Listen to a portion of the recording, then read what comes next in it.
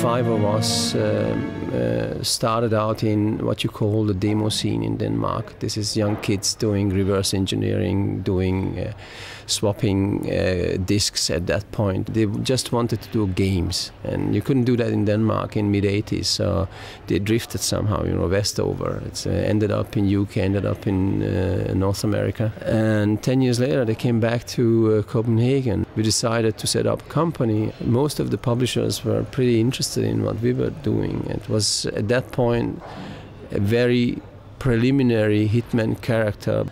It should be a badass character, a politically non-correct character, a provocative type of guy, although very limited space for him to develop because he wasn't a real human, he was a clone. And these guys at some point team up to create this perfect human being using their own genes. Hitman starting out with the patricide. Hitman is killing his fathers basically. And those guys, again, they are originated in the very old Greek myth about Icarus.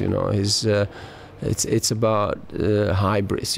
Human beings strive for becoming a god or something.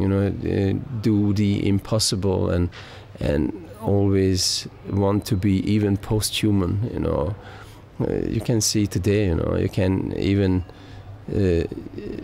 change your organs. We're talking about eternal life. We're talking about mapping the DNA and stuff. All totally unmentionable. If you really think about it, it's outrageous, right? And that's what happens to this Hitman guy. He's the perfect human being. He's a kind of Übermensch, and finally he turns against his creators, and obviously greed comes in between and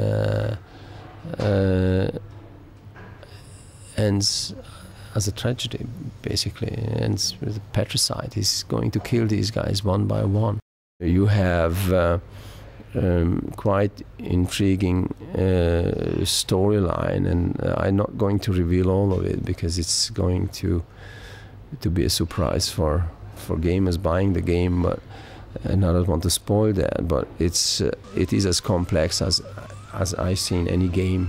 There's small stuff there, some tiny details that we developed over the years as an in-house piece of technology that helps us making these characters more complex, even more complex than they've been in the previous games. Dr. Ortmeyer created Mr. 47. No one else has successfully created a Class 1 human clone. Dr. Ortmeyer literally